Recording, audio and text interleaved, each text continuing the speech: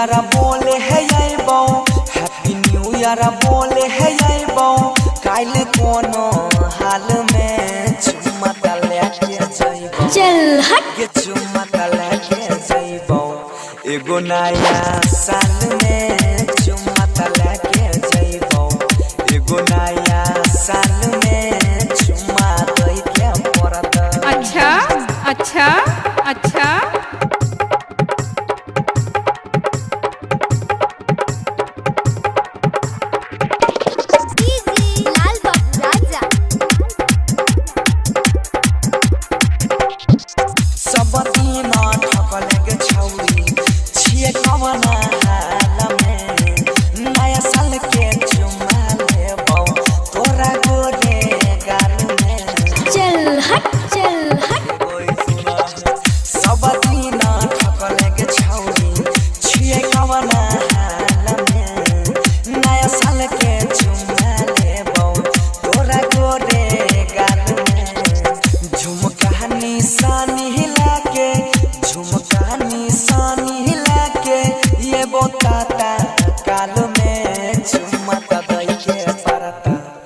गे चुम्मा दई के परत इहो नया साल में चुम्मा लेने बिना के न जाइबो गोरी तोरा ई गाल में चुम्मा लेके जाइबो। अच्छा अच्छा अच्छा